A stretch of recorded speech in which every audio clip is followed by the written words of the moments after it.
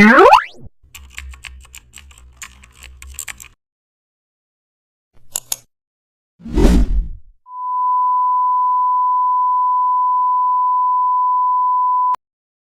back to the channel. Don't forget to like, share and subscribe for more updates. Today we are diving into an exciting tutorial how to build complex icons with simple shapes in Photoshop.